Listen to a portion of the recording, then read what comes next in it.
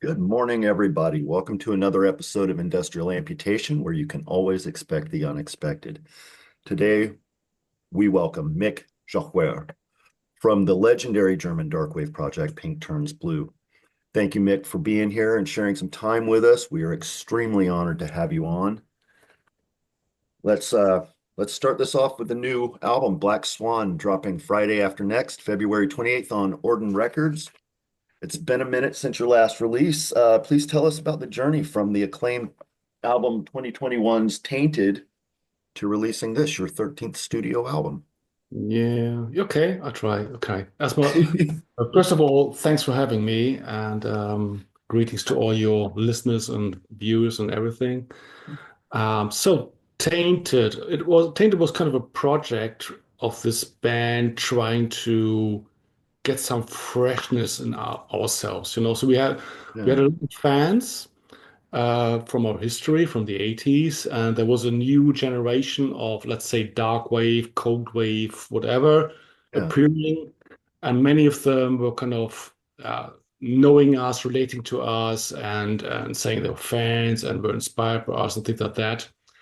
And but for us, it was the other way around. Actually, the young bands, like from 2010 and afterwards, for us, they felt really fresh and authentic and innovative and everything. So, before that, we played very often. We played with, yeah, bands of our age, our league, like old festivals with people getting older, and the yeah, themes were not feeling fresh anymore.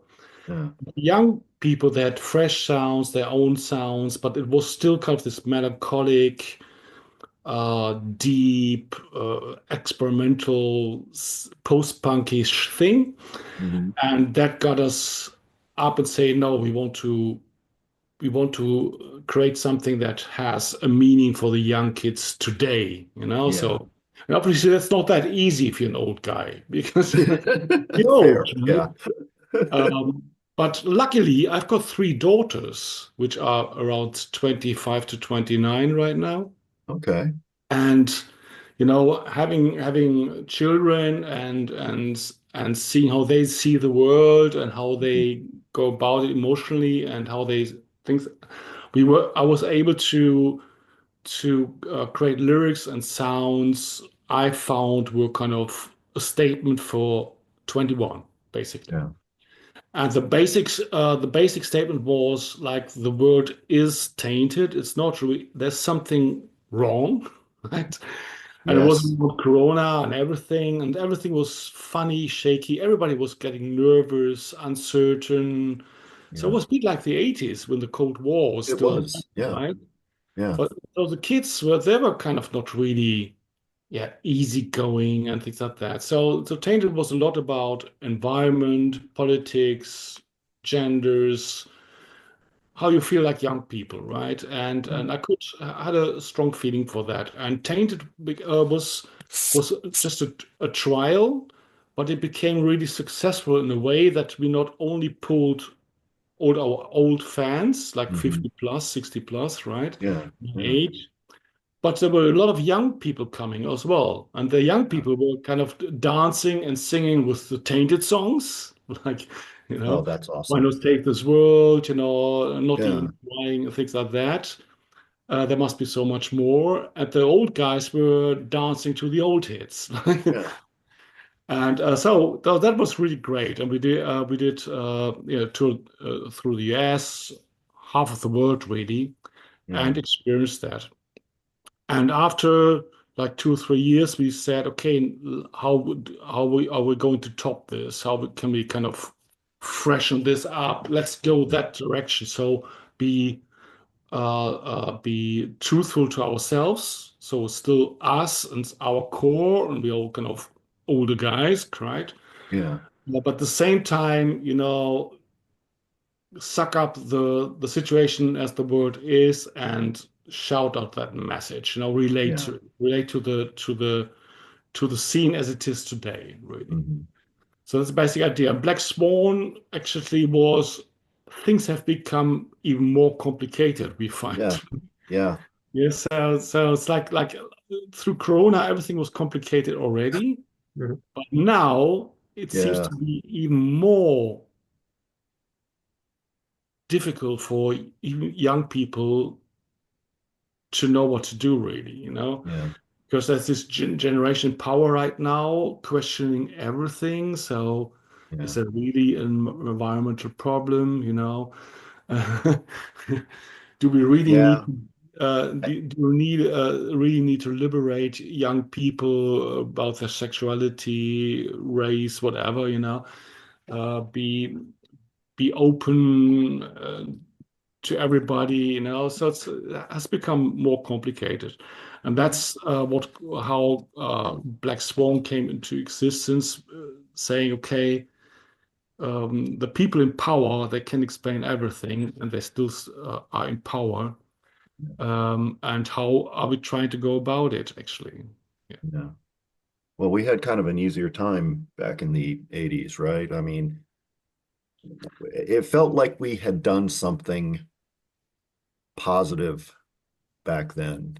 And the mirror side of it now, it feels like we're still trying to fight against the same shit, and we're not doing as well as we did back then. And it's kind of heartbreaking, I think. But I remember that Cold War experience, and apartheid in South Africa and whatnot. Mhm. You know, fighting against the man, and making strides. And Yeah. I want us to get back to that. you know. From my memory, in the 80s, I think the struggle or the fight was rather a generational fight. Hmm. Was Yeah. middle our parents had a very clear idea what how the Yeah. world would be, and us in the 80s, when we had to make a decision about, we were looking for more, let's say Yeah. for more, like deeper, more cross-border, Yeah. trying to find things out. And we enjoyed doing that, right? Yeah. It was kind of fun doing it, Yeah. it's provocation was like a game. It was more like it was not as serious, I thought, right? Yeah. Yeah, that's a good point. You Yeah. know, we were wearing funny stuff, and our parents were kind of, thinking, oh, we look shit, we're stupid, whatever. Yeah. The normal generational stuff, right? But Hmm. nowadays, if I imagine to be 20, right, Yeah. and see the environment as it is, and how the power is kind of getting everywhere, it's I think it feels much more dangerous, I find. It does. It feels much more dangerous now. And back then, every time I heard a wild, loud noise in the sky, it was like, oh, we're done. There's ballistic missiles coming, and now you don't even have something like that you can focus on to be scared of. It's also esoteric, and yeah. So it's a weird time to be around. So thank you for putting something beautiful into the world. I do appreciate it. Personally, on a personal level, I absolutely appreciate every artist out there that's putting something beautiful into the world right now. So We're trying hard, right? We need to yeah, try out, right? yeah, for sure. And the good thing about being let's say, a musician in this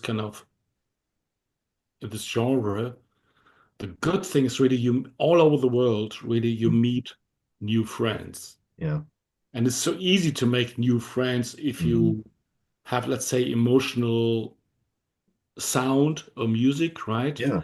People can just come and close their eyes and just feel understood for an evening, right? Like, Yeah. yes, in the end, Yeah. it's just the sound. It's and but as often, like, if I well, I'm a songwriter. I like writing. I like making music. Like, I do it Yeah. every day, But Hmm. once in a while, let's say once a month, I find a few chords and a melody and some words, and it gives me something. It gives me some comfort, right? Hmm. And I think, okay, that's something. Yeah. Gives me comfort if I work a bit on it and make it happen, and we Yeah. as a band get it recorded well, Yeah. it might give comfort to others as well, right? Yeah, that's awesome. And the biggest thing is obviously if you happen to in a show in the evening and you play that song, enjoy playing that song, and you just feel it. Ah, it's a nice melody. It feels good, Yeah, and you just see a few smiles on the faces, and then you yeah, think, okay, yeah. that's You see this good. one, you see this the person that's got the completely blank expression and they're just swaying. That's a beautiful thing. Yeah. Lost in the sound. I love that. So it's very rewarding, Yeah, being a musician nowadays. yeah. It doesn't help a lot, but yeah. The exploration of toxic relationships and the desire to move forward seems intensely personal.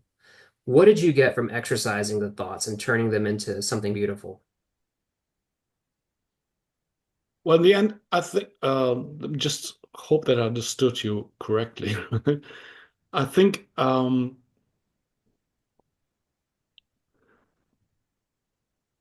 I've been making music for more than 40 years now, right? And I've been writing many, many songs, many of them just not good at all. But the better ones I find, lyrical wise, and even the sound of the music, you immediately feel that they kind of relate to the world, how you experience it. So you go through the world, if you're just on the tube or just walking through the streets and meet people or whatever, it's more like you can feel the world. And Yeah, sometimes, if you are working on some lyrics or some on a vocal line and how to sing it and how to play it and how to support it, it all just feels like, yeah, that's it.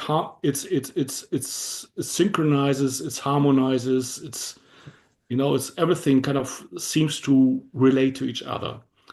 And often I find, for lyrical wise, very often I try to find lines and words that not only are very personal because they need to be personal for people to relate to it, but yeah, they also have a broader meaning. So you can also kind of think, okay, yeah, it's just a bumper sticker chorus, right? But it I know kind of can relate to you on a very personal level, and it also can relate to you on a broader and universal level. yeah. And those lines I'm happy with. So Oh, sometimes I write a song which is more like just a love song, and it mhm. feels all right, but it's too narrow. It doesn't connect to the world. It's just my Right. personal thing. And Yeah, then other lines, they're very political. Yeah, they're kind of smart, but they yeah, don't relate to my soul and to my heart. right. It's not enough. So Yeah, I'm trying to find lines and get the vocals in a way that they can address both. yeah. It's a The little bit of a reasons, tightrope. my Yeah, personal thing. yeah. So what do you hope that others are going to get from the album? I hope they feel. I hope they can they can think they what do you call it? They're not alone in the world. Okay, that's good. That's What I've that's the heard from biggest it thing you so can far, achieve, that's exactly, yeah, For me, when I was still not only when I was young, still today, if I listen to music, it gives me strength. Sometimes a good yeah, song, it's just a tune. It's just a yeah, tune, and sometimes I even don't care about the lyrics. It's just a tune, it's just a sound, it's just an attitude, but it gives me a place in this world. yeah. There's Just so listen much to more. music. It's visceral the way our songs, the music we listen to connects us to the world around us. And I mean, it can be a time machine. If you've got a good song, and someone hears it at a certain time in a certain place, they get to go back to that certain time and certain place when they hear the song later. And I think An that's a experience I often have, and I hope somebody else might have it as well, is like if I listen to music, I I experience my own soul. yeah, When I go through that's a life, good way to put it. like Yeah. the normal kind of routine life, Hmm. I function as a human being. I go to, I make some money, I do things and try to things up. But sometimes if I listen to music, suddenly I become a bigger thing in myself. Yeah. You know, Yeah. oh, I've got a strong feeling. I've got so ideally, you kind of can connect to Yeah. others.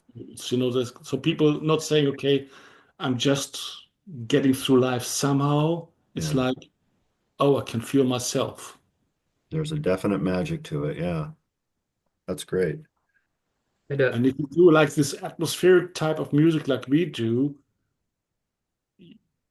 you more often can achieve that, right? Not only just feel good and have fun and feel Yeah. fulfilled, but like, oh, it's more like bathing in warm water, like, oh, I Yeah. feel No, good. that's what it feels like for me when I'm on the dance floor listening to something like that. It's like I'm just immersed in liquid and moving with the current, and it's a beautiful, beautiful thing. Yeah. Joey? yeah, I'd like to talk about the video for your previous single, Stay for the Night. It was Mhm. already a powerful track with masterful lyrics, emboldened by with beautiful animations that really bring the track to life. Um, how did the was the how involved was the band conceptually with this video, and how do you feel it intertwines with the song itself? Yeah. Well, the concept is always like the band does the briefing, because video artists, whether they're kind of graphical or not, um, like just reading the lyrics of the music is not enough for them. They want to get an idea and direction. And so what we try to do is like to write a briefing, I would call it, right? Which is so it's like our imagination, what we think, what the song is about. And Stay for the Night has two dimensions. One thing is just this kind of love song, this relationship thing, saying, okay, don't leave me alone because we do are fighting right now. We have a problem right now, but we have a Mhm. long relationship and we should try very, very hard to fix it, right? At the same time, it's a song about clubbing. Go Yeah. out, meet your friends, and your friends are your real life in the end, so you feel like, okay, that's where I am, right? That's my Yeah. place. Yeah. And we try to convey both dimensions. So it's more like it's your peer group, it's your friends. You go out, you just go dancing, you have fun, you kind of immerse in this club world. Hmm. At the same time, obviously, yeah, it's about friendship, relationship, and you should invest some time in it, right? So Yeah. don't go away. If you have a problem right now, just don't leave me alone, right? Yeah. And what I normally do is like I brief two or three video artists and just pick the best. So Sounds like a good plan. and yeah, and because normally, even very good video artists, sometimes the song doesn't grow on them. It just doesn't work. Yeah. Yeah. They don't feel it, right? So Yeah. it's really important that the video person kind of can feel the song even better than Yeah. when you're Well, briefing. it's got to be a collaborative effort when you're having your words and your music interpreted by images. So And yeah, very often you get some first version, and you think, yeah, yeah, it's getting there, it's getting there. It's only yeah, little things you want to change, maybe the order, or say, okay, there's a chorus, let's yeah. repeat this or that. So but I think it's really essential if it has to become good, that the person on the other side really understands the song even better than you can write down in the briefing. Yeah. Yeah, man. So the current lineup has you on vocals and guitar. There's Paul Richter on drums and Luca Samori. Is Yeah. that right? On bass. How did you all get together? Oh. I know Paul was on Tainted as well, and I think the one before that. Yeah, But yeah, yeah. but yeah, how Um, did you guys all get together? Actually, it's more like an accident. So we all three of us live in Berlin, and all three of us have studios in the same building. Oh wow. So, and actually, Paul is managing the drummer is managing the whole building. So it's kind of 200 little studios, Wow. like project studios, right? Yeah. It's not some are bit bigger, but like my studio is just like a normal room, Yeah. but well equipped. And the same for Luca, the bass player. He's a professional musician as well. He's also making music for films and for commercials. Yeah. And Paul is as a drummer, he's working in a few more projects, but he's also kind of manages the whole building with 200 bands. Drummers So tend to have a lot on their plate for some reason. yeah, so we met regularly, and Yeah.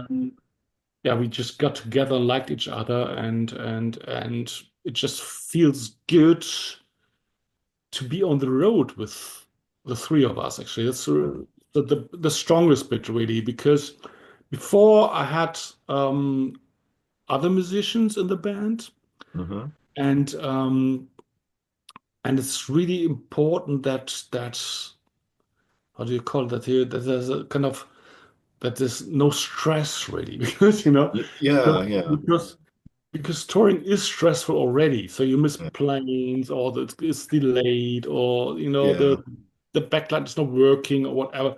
You know, always things can go wrong all the time. So all the you're time. Yeah, late, you're rushing, stressful. The drums don't work out, and things like that. And it's good if you kind of with people who have the same kind of attitude towards things, so you don't take things too seriously, but yeah. seriously enough. And Well, the you guys sound great together. I mean, this and the the tracks three we've of heard off us the really album. like think, okay, when we go on stage, we give it everything. Yeah. If we're off stage, we don't bother. Doesn't matter. It doesn't matter. So don't take things seriously off stage, but take it try to get everything done, make the people happy, make yourself happy on stage. Yeah, Same for the studio, right? yeah, Just try to, if you get together, let's get something done, right? yeah, And take it seriously there, but don't take yourself too seriously. yeah. No doubt. That's good. Everybody's got kind of a Zen attitude. That's great, man. That's gonna do you well on the road for sure. Yeah, yeah. Um, So yeah, and speaking of on the road, you've got an upcoming tour of Germany in support of the new album slated for April and May, shaping up to be a good year for Pink Turns Blue. What can people expect from your hometown shows? yeah, well, what could expect? Us as a band, what people really like about us is like that we kind of go on stage and make it as warm and good sounding and happening as possible, really. So it's more like Pictures Blue is not what do you call it, like entertainer thing. It's more like three Yeah, guys going on stage making yeah, music. excellent. And more like and some people say, okay, they play as if they would play just for themselves, and we love it. Yeah, So Pictures Blue is not like, okay, guys, come on, let's party, everybody now, clap, clap, clap. It's more like we go on stage and yeah. try to get into the music as soon as possible, as deep as possible, and make it happen. Oh man, But that's try beautiful. to get the magic of the songs and the sound happening, right? Yeah, And that's what people come. Normally, they just come. Well, in Germany, most of the times we're sold out. People just come, close their eyes, enjoy 22 songs, are happy to meet and greet us afterwards and get a few autographs, a few shooting, and that everybody's happy. Yeah. So that's That's a good formula, normally man. what you do. So for them, it's important that we play long. Yeah. Yeah, like Yeah. 20 songs, maybe 22. Normally, it's a mixture between 5 to 6 tracks of the new album and then the best of Yeah. the others, right? Like very old and very fresh songs. You've got an impressive library to draw from. So, any plans to make it to the States for this one? Yes, so we the tour's already fixed actually, and it's going to be announced next week. We're only waiting for the tour promoters to announce it. It's starting in Philadelphia on August the 29th. So we're doing a Western tour in August and September of this year, and we're doing a West Coast tour in April next year, right after South America. Okay. And it's also the same from Phoenix to up to Seattle, right? The same thing again. Right on. Speakers Now, and you've been to Seattle before, yeah. yeah. Yeah, I've missed it because I'm an idiot. I will not be missing it this time. And actually, when you're in town, if you do have any time, I am happy to take you guys out, get something to eat or whatever before the show, so or after the show or whenever.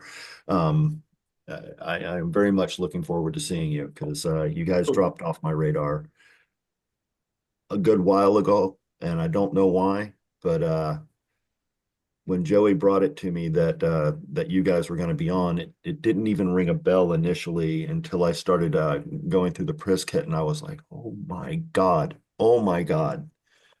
So yeah, I'm glad you are back on my radar. I am so sorry you fell off for a while, but I am very glad to have you back because I went on a very deep dive the last few days of your newer music and some of the catalog that I had missed out on over time. And I'm blown away how solid everything you guys have done is. It's really amazing. So, um, Joey, you want to take the next one? Yeah. So you've been touring a long time, Mick.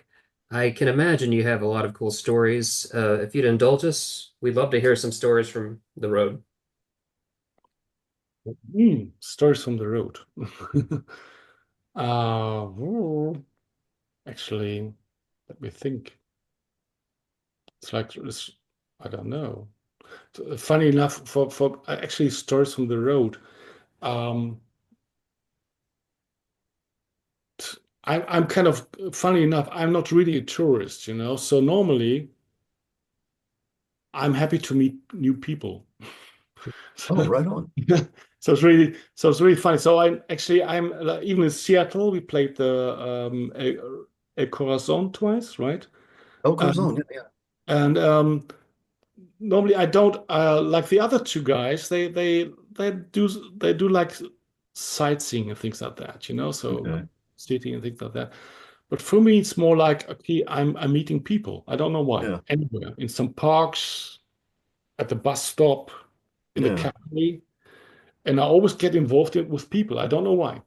So like I start chatting, talking, and it's a bit like we've known for years. yeah. And All right. it could be an old woman on a bench. It could be Yeah, a black guy asking for money. You yeah, know, it's like, and they all kind of, I don't know why. I think I'm because I look like a boring German or something. They kind of approach me and start talking to me as if I was a relative. yeah, And I tend to listen to them. I don't know why. yeah, I just listening and ask questions, things like that. And that's my tour really. So yeah. I mean, I've got a contact list right now, probably 2,000 people in my Rolodex, you know. Wow. Oh And man, yeah. but I don't have time to keep that relationship going. I mean, some Right, of them right. I meet again and yeah, Hmm. we talk about things.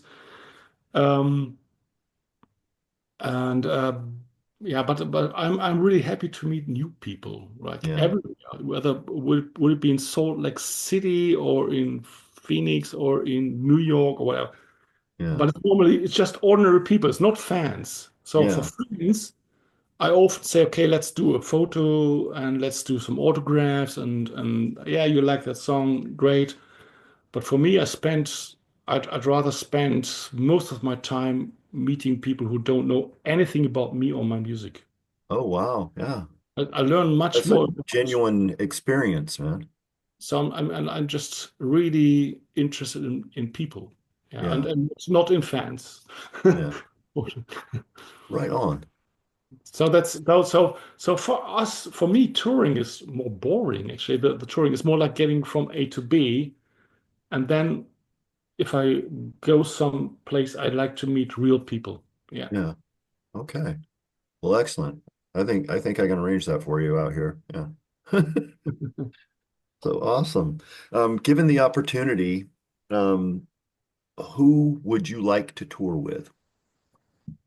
Tour with. Other Mhm. bands that you would or artists that you would be interested in being on the road with?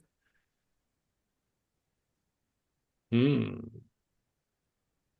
I mean, most of them are dead.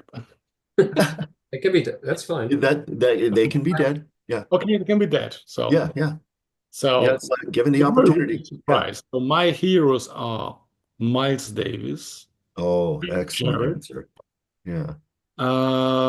Because I studied jazz, when I was 20 something, right? Yeah. So for me, jazz is really important. Yeah. Let's say for Foo Fighters, Interpol, Mm. but I don't know whether they're nice guys. So it's it's I important. guess I guess if you were put on tour, you'd find out. Yeah, I think I could imagine that the Foo Fighters are all right. Yeah, Um, I've heard they're pretty fun to be around. and Yeah, for me, it would be important that they don't do drugs, really. yeah, Because I lived in London for quite a while and was really into the music scene there yeah, and had a good relationship to very, very famous and successful musicians. And most of them had a drug problem.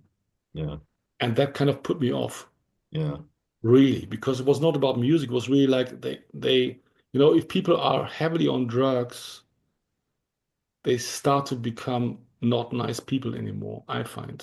yeah. Yeah. I got to be not nice at a point. Yeah, because I used to use quite heavily, and I don't anymore, and not for 17 years, I think now. So so that's a good thing. So sobriety is always nice. Yeah. Um, one of the things that we like here. Uh, who are you listening to currently? Actually, a lot of young bands, really. Do you have ever heard of an Italian band called Soviet? Soviet. No, I have not. And they don't have many popular songs, but they're kind of very rough. It's really grungy. Do you know Husker Du? Yeah, yeah, I yeah. absolutely, yeah, So because that's, I mean, that's our going to come name up later. Pinkest Blue Yeah, was named after Husker Du, and yeah, because of big fan then, yeah. and Zen their Arcade. Zen Arcade was just for me was just Yeah, that was an everything, incredible right? album. Yeah, Husker Du And is they one are of my favorites. that's I'm still into that kind of sound. It's Yeah, like it's a pretty lot of guitars, pretty noisy, but melody somewhere yeah, hidden in the noise, yeah, And I'm quite into young bands, not that big, popular bands, discovering young bands yeah, who have this like this kind of rawness and this energy, but still this kind of melodies yeah. and they do it together in a very well way, right? Yeah, yeah. Okay, Um, I'll keep my eyes out for Soviet. That's in my ears. But yeah, I was going to ask about the great 1984 Husker Du song from Zen Arcade. Um, have you ever played Pink Turns to Blue live? yeah, in the very beginning. Yeah, yeah, Yeah. yeah. Yeah, Okay. yeah. Man, yeah, that's Yeah, pretty but cool. it was probably it wasn't any good, you know. So it wasn't like, I'm sure it was inspired though, man. That's awesome. yeah. That is so awesome. I'm very bad at covers, I must say. I tried a few times. It just doesn't work out. Yeah. Well, what drew you to using Pink Turns Blue? What drew you to that? Um, but I'm just in love with that song, I must say, Yeah, because it's you a know, good song. It it's really just, is. I Yeah. mean, the sound is good, the melody is good, Yeah. and also I like the story. You know, this like the sad love, you know, like Yeah. this story, like that's about a woman that is everything for this guy, and he lost her to the drugs, Yeah. Yep. and or I mean, he was using a lot of drugs. And Yeah. the funny thing, like the singer and the songwriter was gay, so, Yeah. so it's probably not about a woman at all, Yeah. but you can feel his passion and his Yeah. love and everything, right? Yeah. Yeah. It's a deep, deep song. So Uh, I would dream of writing a song at some point in my life, you know? So I'm still working on it hard. yeah. So, Joey, Yeah, what was a young Mick doing that led up to forming Pink Turns Blue? Actually, at that time, I was, as told you, I was studying jazz bass actually.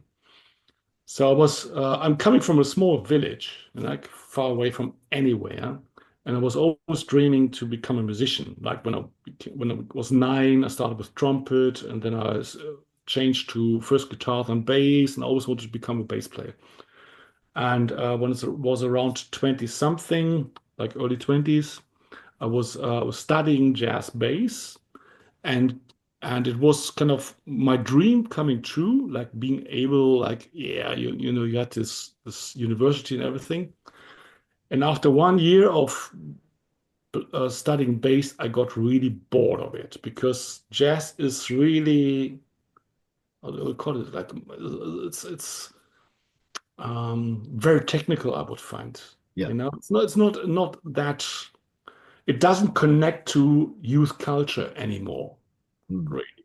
And I was missing that, you know.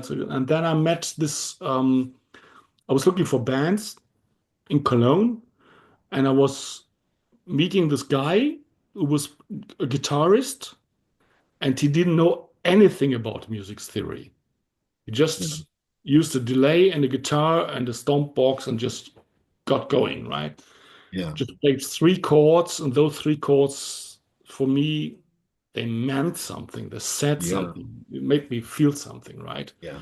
And that changed my world. You know, that Yeah. changed. And that guy, Tom, and I started, me as a singer and bass player, and he as a singer and guitarist, and we had a little beatbox. We started writing songs and changing around. After a while, it was more like I was singing more songs. In the end, all of the songs. I don't know why, but it happened to be. So I became the singer of the band. And then he kind of dropped out because he became a radio DJ, pretty Yeah. popular in Germany, really, really successful radio DJ. Okay. And I had to change from bass to guitar. And 3 months later, I had my first record contract. Oh, wow. So kind of, yeah. So that changed everything, obviously. So I had a small label called Rough Trade Records. Hmm. Actually, it was a sub label called Fun Factory of Rough Trade Records. Fun Factory. Yep. And this the Rough Trade, they had a lot of success with the Smith and Pixies later and things like that. So that money, and they were looking for young bands to support. So yeah, that was about my time. So, but actually, it was like, so I dropped the university and just made wild music, whatever felt good. You know, I forgot everything about theory. Yeah. Sometimes it's all just from the heart. And it was weird because I was, like, before that, I was practicing 8 hours a day bass, you know, something like this. and changed to doing two finger things, and just exploring emotions really. Yeah. Okay, what does connect, what does work, and I found the more raw and the more simple things were, the better. Yeah. Oh, thank you. Um, what is your first memory of art having a profound effect on you? Again, What is your first memory of art having a profound effect on you? art a profound effect on me.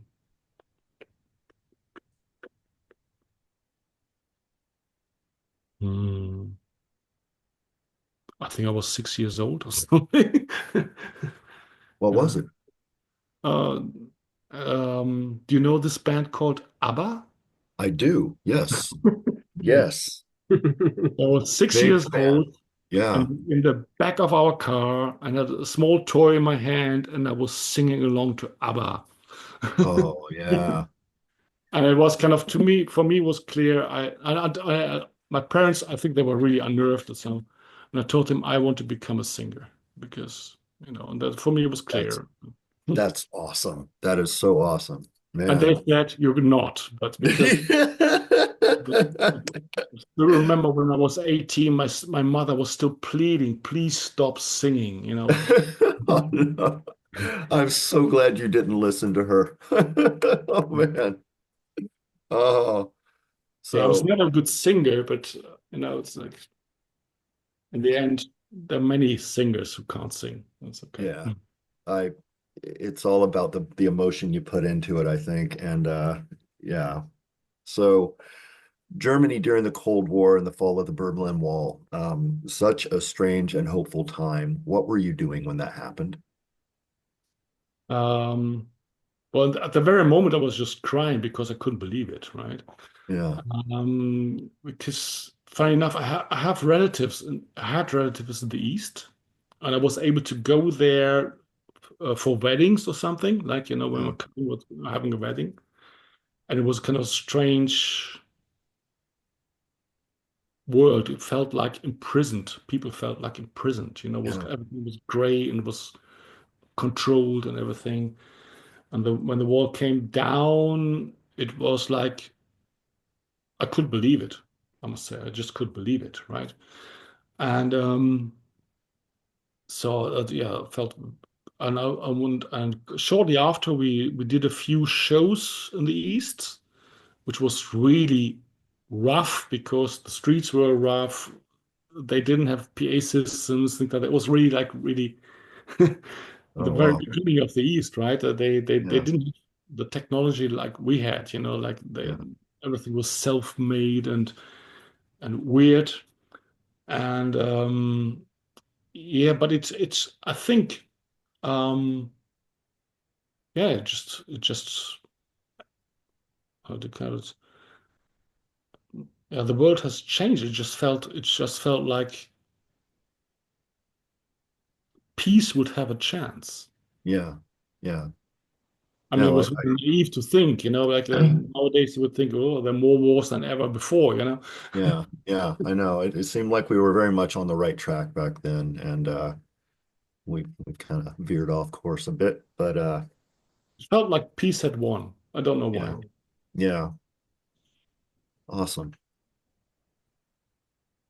Please describe one of your go-to places to be with your thoughts.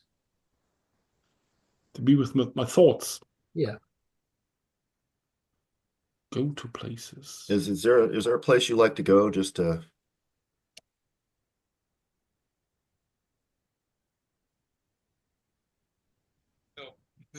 no? No, no, no, no, no, no. For me, it's really like, as I say, it's like, well, you're filming me at my place right now. Mhm. I own a house with a studio in it. Actually, with two little studios now. Yeah. Oh wow. And it's outside of Berlin, so it's a lot of woods around me. So it's half an hour to Berlin, but Yeah. it's very rural here, and no, I think for me it's I still I'm still fighting to write a proper song at some point in my life. Hmm.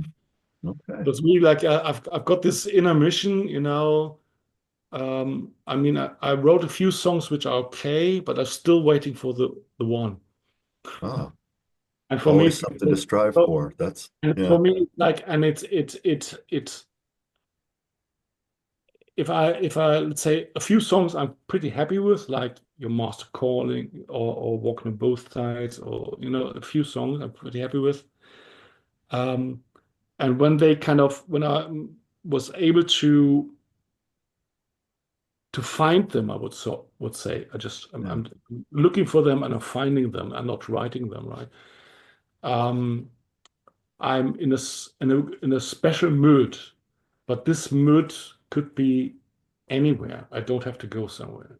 Oh, It's good. really more like um, uh, a connection to your own soul and to the world as it is. And it has a lot, for me, it has a lot to do with love for life, love for humanity, Yeah, and a strong belief that you that it's worth trying to make this world a little bit better.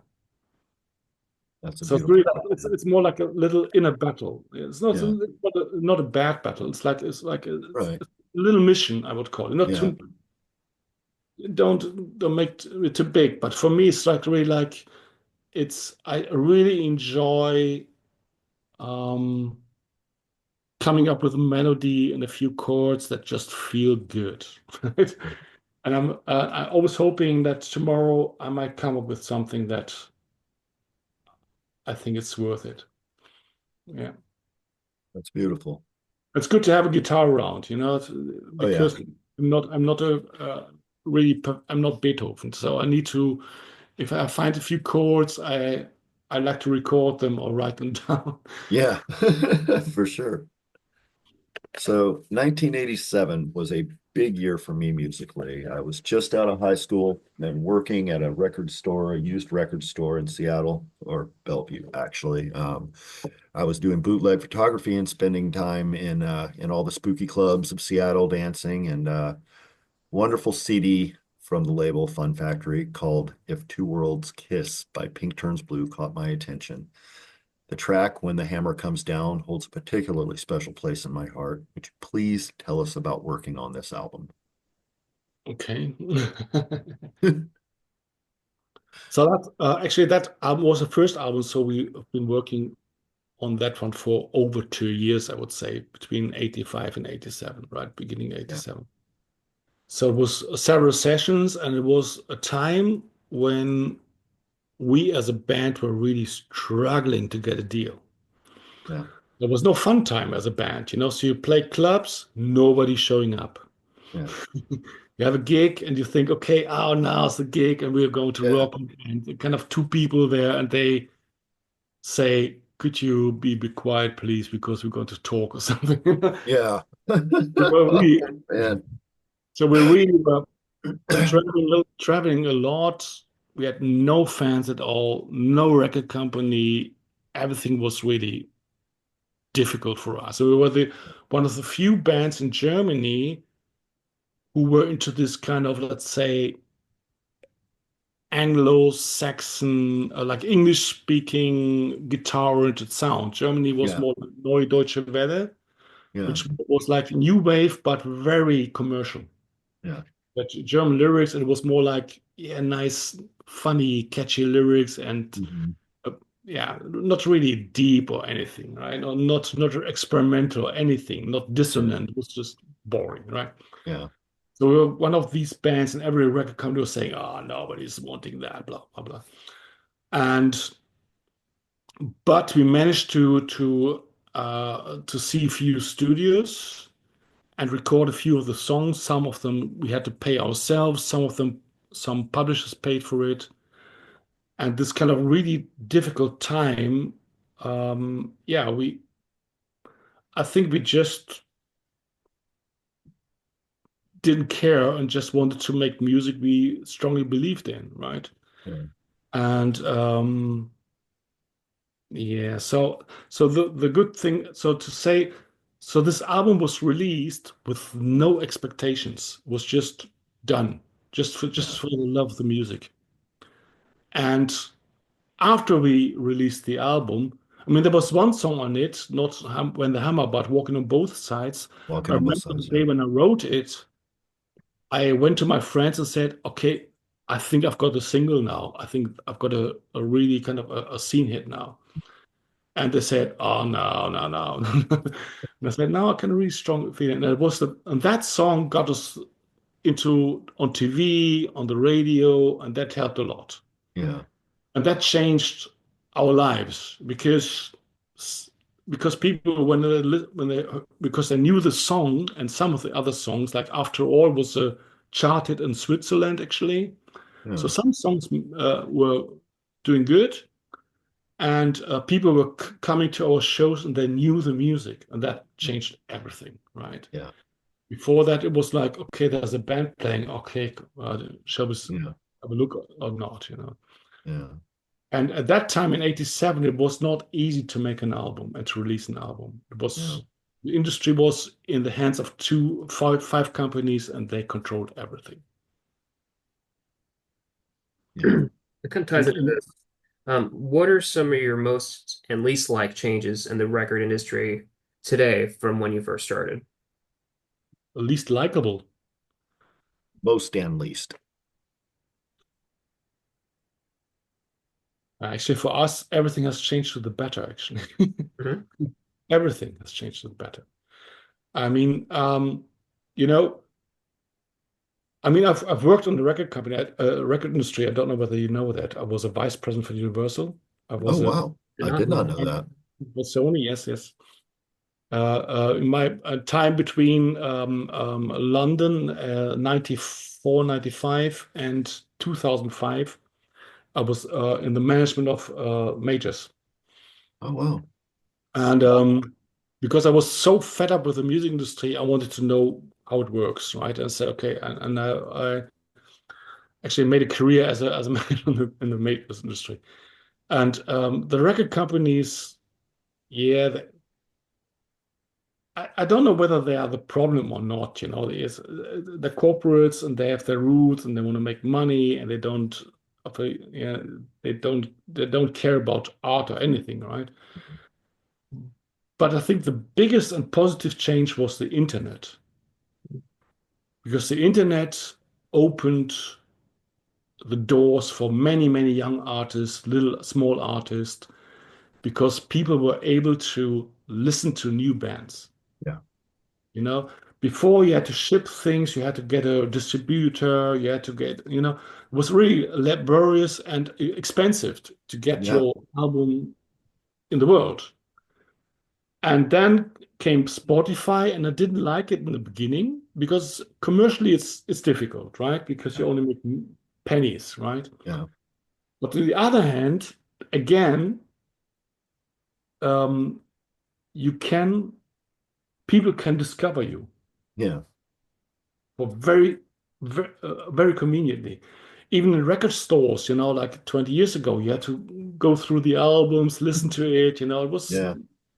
It's not that easy, right? And you had to be lucky that they stocked your album. Yeah.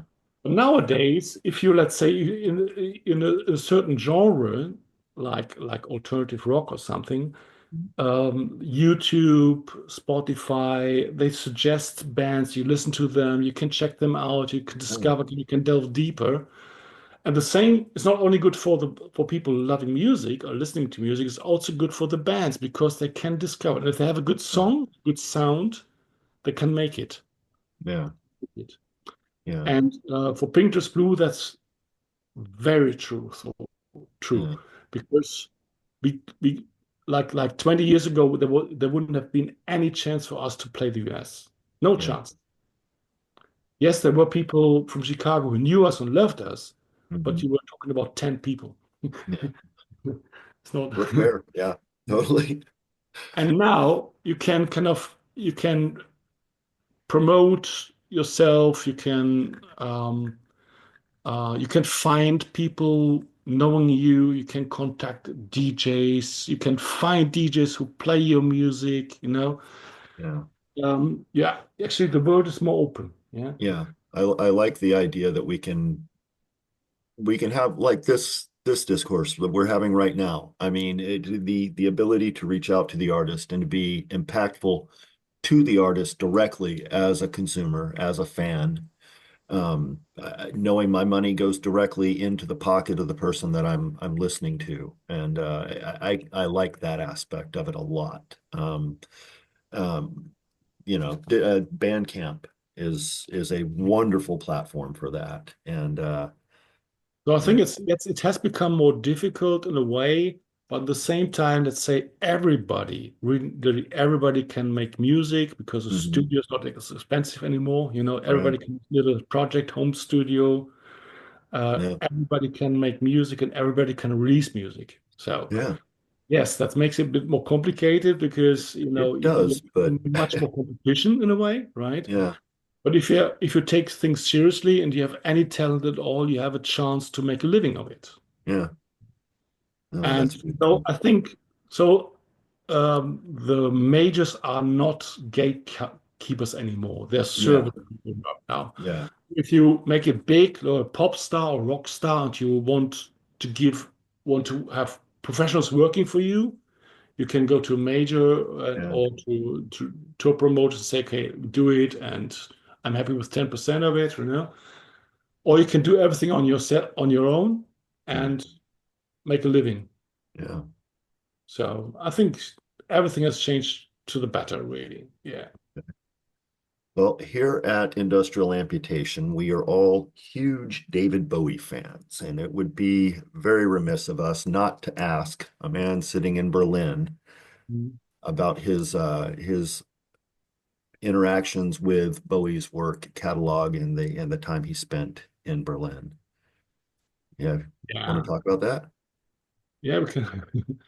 Well, obviously, actually, not only Bowie, but Iggy there was Pop too.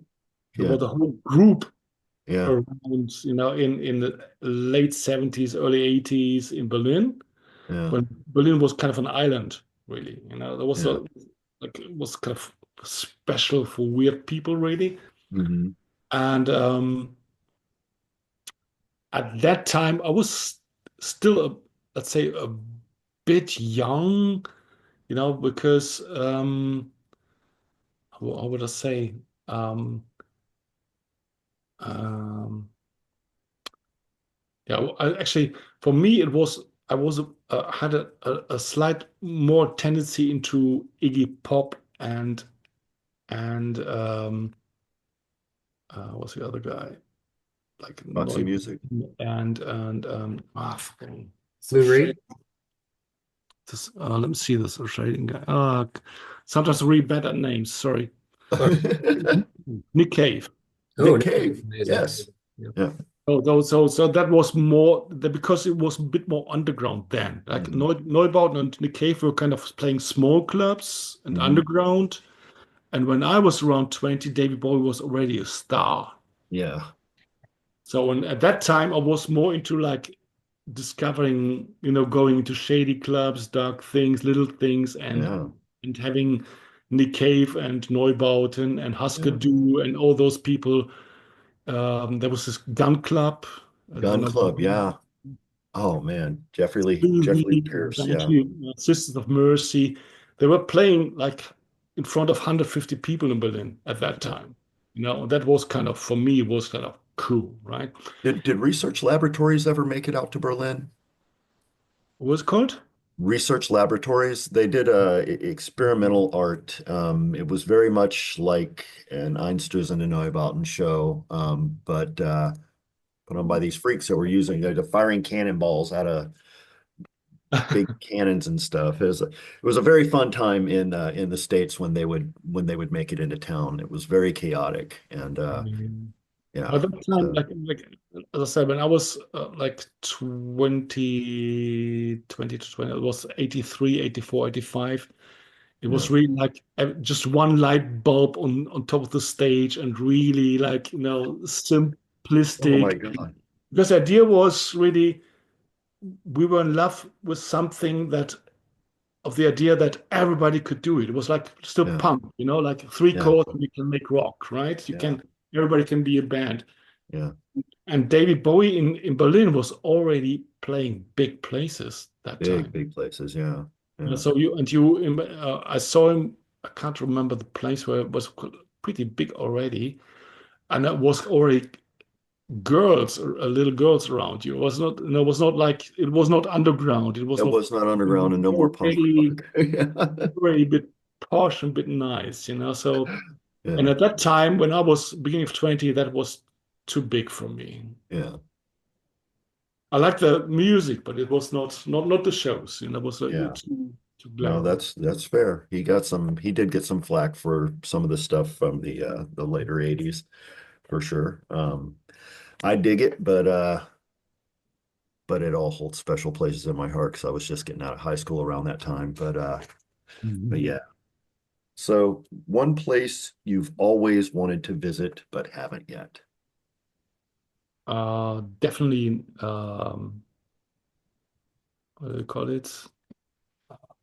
Well, the things like what's it called?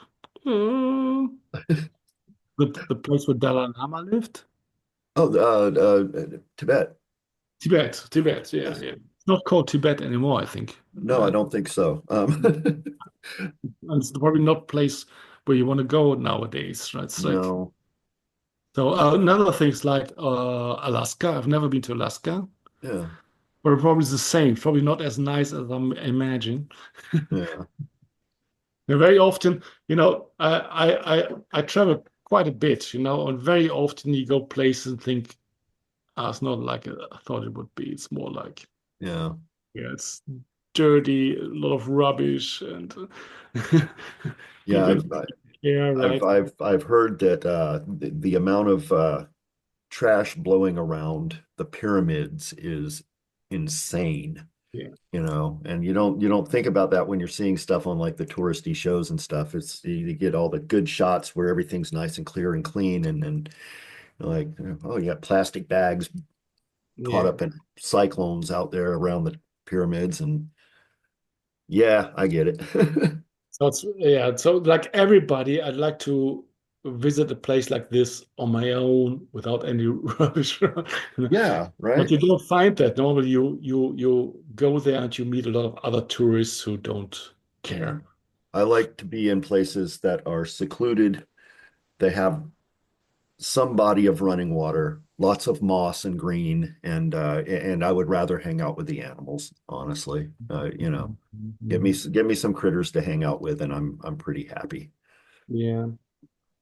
But at the same time, as I said, I enjoy meeting people a lot, Yeah. and like Colombia or in Brazil, meeting young people, students, Mhm. and to learn how they see the world and how they're fighting for to making the world little better. That's kind of, yeah, Yeah.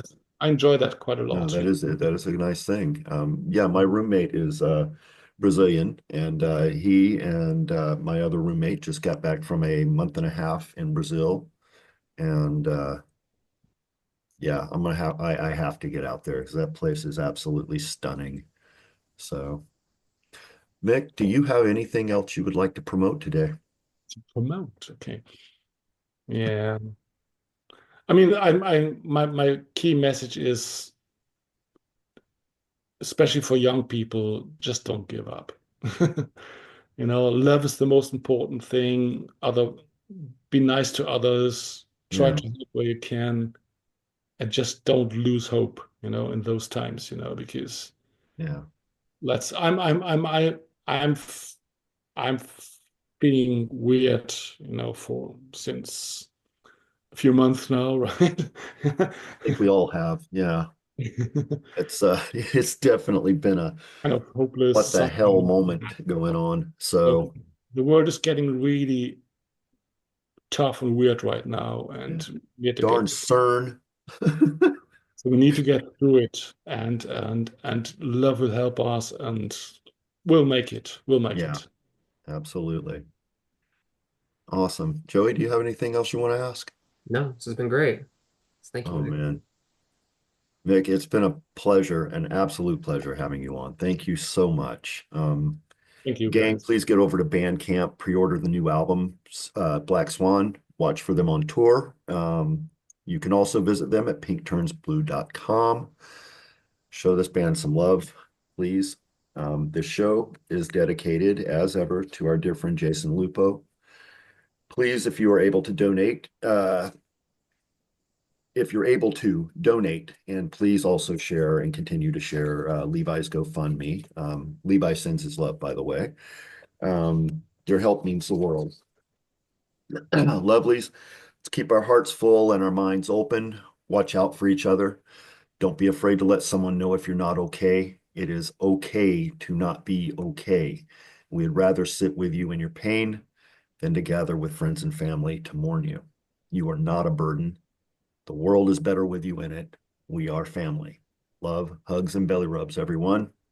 Cheers.